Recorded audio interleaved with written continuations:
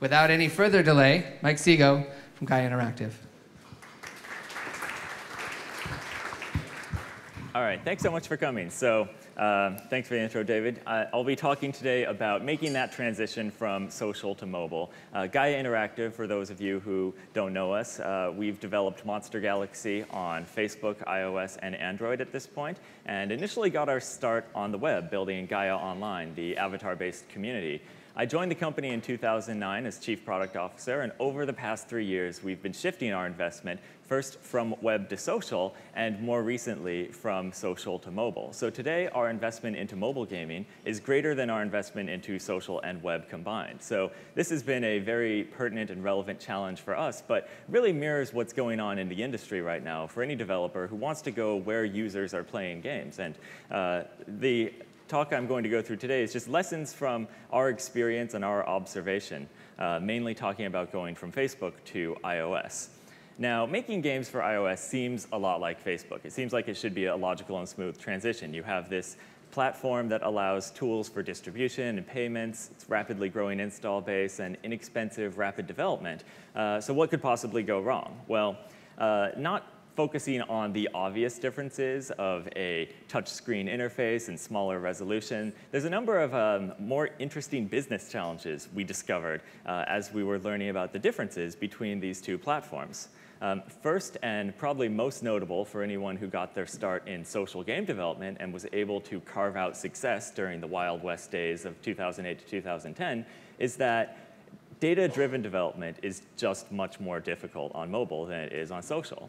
The social game developer's mantra, for anyone who's been attending Casual Connect for the past few years, you understand that you want to release early, release often, measure everything, test everything, just understand your users and really instrument your games so that every day looks a lot like this.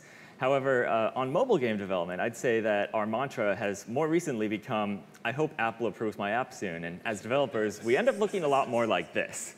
So how can you deal with this challenge? For one thing, you need to plan around App Store approval, budgeting the 5 days delay. You have to QA more, and your minimum viable prototype is less minimum and more viable. You can't rely on a new binary to test features. I remember our fun test Fridays. We used to push things out at have ideas in the morning, push things out at noon, test them in the afternoon, and then determine if they would stay over the weekend. That has not occurred on mobile, other than specific things that we plan to be able to test that don't require pushing a new binary. Marketing is also just not as much of a science. On Facebook, a typical campaign we would run would be US males aged 21 to 25 who like Pokemon, and we'd measure the ROI positive cohorts. On iOS, you can use a number of different ad networks, and this is definitely an evolving science, but for the most part, you can target a country. They probably own an iOS device, and you need to plan your marketing campaigns entirely differently, perhaps achieving a specific rank and looking at what organic lift you'll get, but it's just not about the same level of science. Tracking install source is very difficult. Going through the App Store wall, users aren't directly interacting with your server. They're downloading the game from Apple's servers. So you really need to build a model to estimate how much conversion is going through that App Store wall, because you're not going to be able to get the same level of data through. And understanding the trade-offs of offline play. We made the early decision. We want our game to be accessible when players aren't server connected, but that also further changes the amount of data that we get during play. And considering a geo beta, all you lucky Canadians who seem to get games weeks or potentially months earlier than the rest of us. That's right. Another difference is really that discovery and distribution is just different on iOS. And this is extremely important because when you look at how people find Facebook applications, and this was just internal research that we did asking players, trying to tease out only people who played top grossing games. So it's not purely how do you discover games, but first, do you play Dragon Veil? Do you play these different games? And then from those set of users, determining which of the checkboxes they click. So On Facebook, you see number 1, 2, and 3 are all really under the developer's control. How are you going to craft your game design around social interaction where friends can interact with each other and invite each other to the game?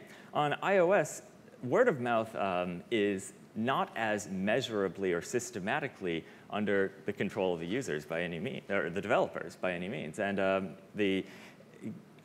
getting featured in the App Store is obviously a great boon to any developer who is able to create a great game that Apple chooses to feature, but it's simply not something that you should rely on or target your development around. You have to target around building a great game. So with these differences, looking at how people discover Facebook apps like this and iOS apps like this, what can developers do? So actually, people discover Facebook apps like this. The top grossing Facebook games are all social, and that's just a function of how distribution and discovery happen through these social channels. And what I mean by social is that the gameplay requires interaction with other people. And on iOS, only 60% of the current top 25 grossing iOS games are social by that definition. Gameplay requiring interaction with other people or a virtual economy that emphasizes social interaction, getting you to a certain point in the game where accumulating additional resources requires sending or accepting requests from friends. But you can see these very high quality, high growth, top grossing iOS games that don't have social interaction. Does this mean that it is useless, it's not important? I wouldn't say so. There's certainly examples of how strong social components can lead to growth in your mobile games. It's simply not the same. Another key difference is that the life cycle of a successful game is shorter. Some evidence that I have accumulated from App Annie shows that basically if you think about the typical product life cycle going from the introduction to growth and maturity, and this was just kind of pulled from a standard case study deck. I'm sure it's much steeper incline for social and mobile games. I estimate that among games that reach the top 25 grossing, successful Facebook games last for approximately 2 years through this full life cycle before they've really gotten the vast majority of their potential revenues. On iOS, the success life cycle looks to be closer to 4 months, and there's certainly outliers in games that have proven to continue to be successful. So taking another view of how successful games are shorter, I could compare the top 25 games on iOS in June versus July. And recently, Facebook released the App Center, which similarly has a top grossing view. So for the first time, we actually can understand what are the top grossing Facebook games. On iOS, exactly 1 month ago, so June 23rd, 16 of the top 25 grossing games are still top grossing games today. And that seems like there's stability, but when you compare it to Facebook, where 23 out of 25 games are the same because Zynga released 2 new games, there's definitely a stark contrast in how long games remain successful on iOS. Another view of this is just taking a look at the top 100 grossing games in June. Again, this is data from App Annie. And over the course of the month in Facebook, 120 different games appeared in the top 100 grossing games at any given point. So a few new games breaking into that top 100. 180 different games appeared in the top 100 grossing on iOS. So there's so much movement of games, up the charts, down the charts, and you could interpret this to mean that competition results in sustained success being really challenging. But I like to take the positive view of this and say that breakout hits are more likely, and ultimately that iOS isn't as hit-driven or winner-take-all as Facebook development. So depending on which side of the winner equation you're on, this may or may not be good news. The real question here is what can you do about knowing that the life cycle of a successful game is shorter? So one approach is to develop games more rapidly, take on games that could potentially be breakout hits, or take a successful game and try and proliferate multiple iterations of that game. You don't see nearly as much of that occurring on Facebook as you do on iOS, with developers who have a successful game taking more shots, taking a game and reskinning it to a different variation of that game. That's one approach. The almost completely different but equally valid approach is to emphasize retention even more. So for many years, offering games, social games as a service has become pretty much the de facto way to create the most successful titles. And there are many ways that you can use the same methodology of continual update, that app-to-user relationship, having a simulation that is continually evolving, letting players interact with each other through social re-engagement channels, or letting the broader gaming community interact with each other, as in Kingdoms of Camelot, can lead to games that break far beyond the 4-month successful life cycle of an iOS game. So the final difference between Facebook and iOS that it seems obvious, but is really, really a huge difference when you take a look at the data, is that the iOS games appeal to a much broader audience, resulting in a much wider variety of games. On Facebook, there are age restrictions. No one has a Facebook account under the age of 13. There's more gender distribution happens more evenly on mobile games, not as heavily skewed female, and just a wider variety of gameplay experience, people who've played games on other consoles and platforms, not just casual gamers and non-gamers who primarily play Facebook games. So if you look at 9 out of the top 10 grossing Facebook games, they really are targeted at a somewhat similar audience, with a major outlier in Battle Pirates that's pretty much the opposite audience. But these outliers are few and far between. Whereas these are games that only in the past month have appeared in the top grossing iOS games. And you see games that span the entire spectrum of audiences and genres. There really is just much more opportunity for different styles of game development. Extending beyond the top 10 to look at the top 50, it's not purely that games within the top 10 consolidate into this category of a particular audience. A full 75% of the top 50 grossing Facebook games fall into simulation, casino, hidden object games style games, whereas there's no obvious majority on iOS games. So I've gone through these several points that make it seem like Facebook development and iOS development are almost completely different. And the trend of social game developers rushing in to develop games for iOS might seem a bit baffling. If these platforms are so different, why has this trend continued so much and seems to be just taken for granted that that's what all of us social game developers are going to do? It really turns out that social game developers are well positioned for mobile, and the similarities ultimately outweigh the differences, and that is what allowed us to take the success of Monster Galaxy on Facebook from June of 2011 and ultimately launch Monster Galaxy on iOS, topping out at top 3 grossing in January of 2012. So what are these similarities? First is that free-to-play is king. There's a number of different business models available on iOS. You can release premium games. You can have multiple SKUs, a free version and a paid version, a full free version, a paid version with in-app purchases.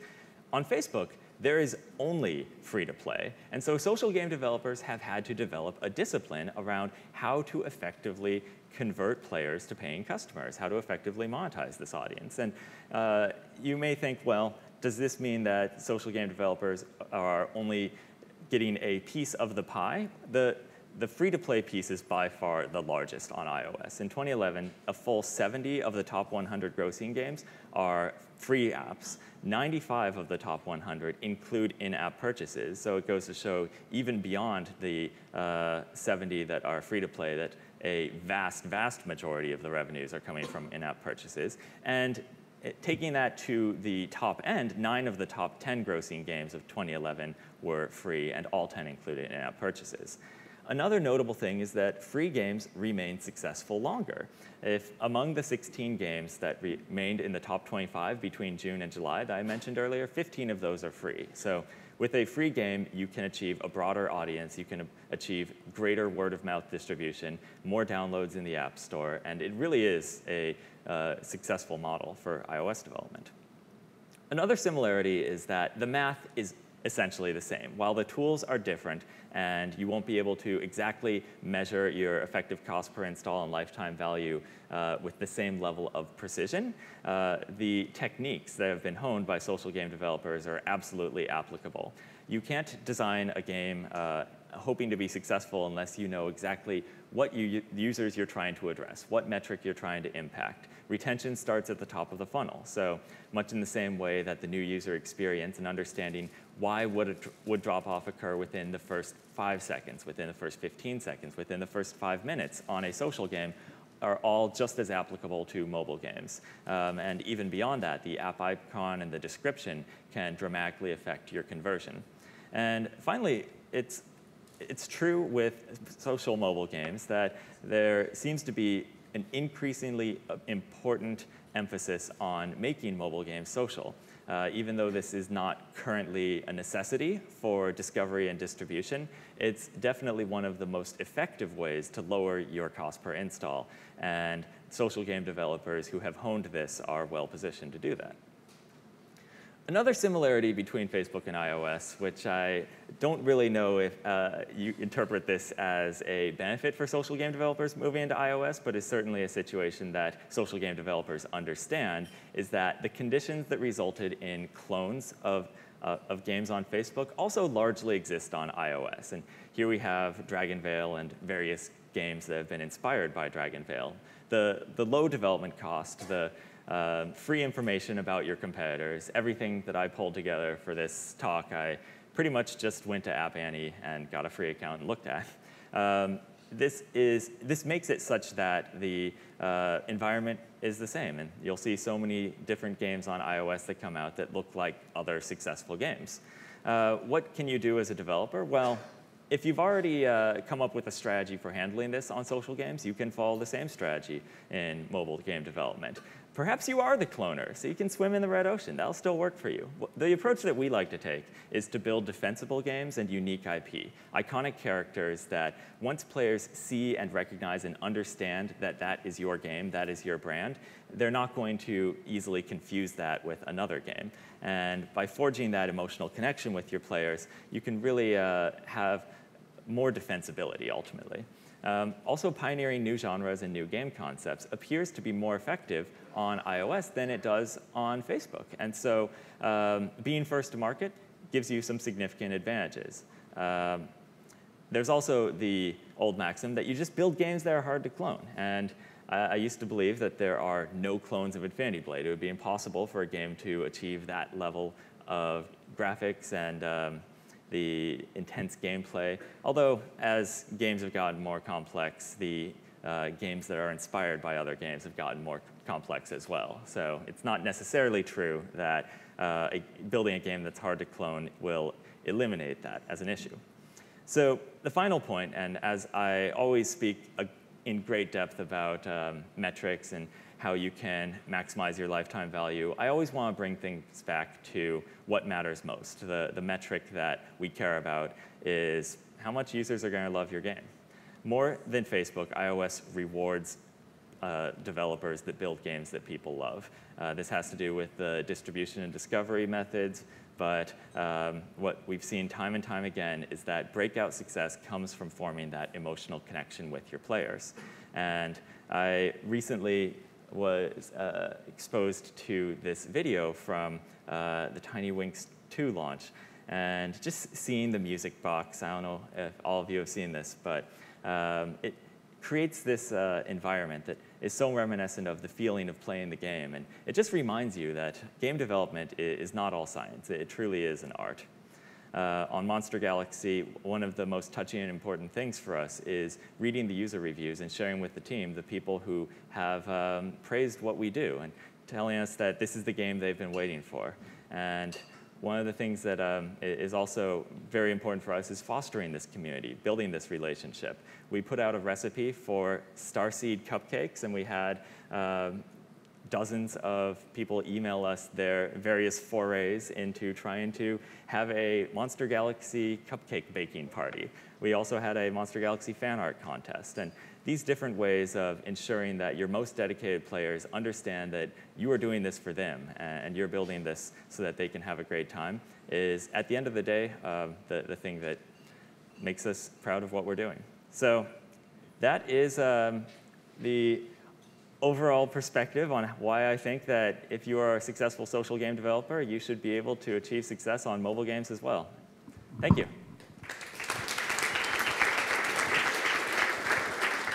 And that was like timed perfectly. Well done. Any questions for Mike? We've got time for a couple.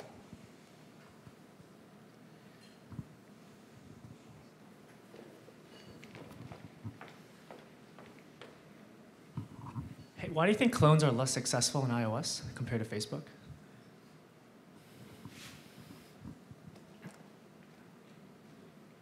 So that question actually goes against the point I was making. I think clones are more successful on Facebook than on iOS. Basically, that when you develop a game for iOS that achieves a level of success, because so many users find games through the App Store and not through their friends, there's less of this network effect and more of a relationship with Apple. And so most of the people who would be interested in games that are similar to Tiny Tower have been exposed to Tiny Tower. And that's not the case with something like Gardens of Time on Facebook, which is only able to carve out through social distribution a smaller portion of the total addressable audience. Can you talk a little bit about the relationship between your iOS customers and your Facebook customers? Is there a connection there? It really depends on the game that you're developing. There are certain games where having a connection directly between the Facebook version and the iOS version makes sense, where users can play the game with each other. Monster Galaxy is a largely single-player RPG, and when we designed the game for iOS, we decided that we did not want to constrain players to have the Facebook version. And so there really is no connection. I wouldn't necessarily recommend that approach. We did that to be able to get the product out faster. We probably would do that again for a similar game, but more and more often I think that creating an experience that spans between both platforms can be the most effective. Hi, can you talk a little bit about the effect of people buying traffic to get in the top 10 of the App Store and how that affects sort of how you see it affecting the overall landscape of mobile? And well, I mean, to some extent, it does create an environment where the rich get richer and the poor get creative. That's not necessarily a terrible thing, as forcing that creativity and having an environment like the App Store that can reward creativity, turning that into a breakout success, is something that I think makes it such that the overall environment for iOS, despite the fact that marketing is still effective, is a place where that's not the only possible way you can achieve success. Thank you very much, Mike. Thanks.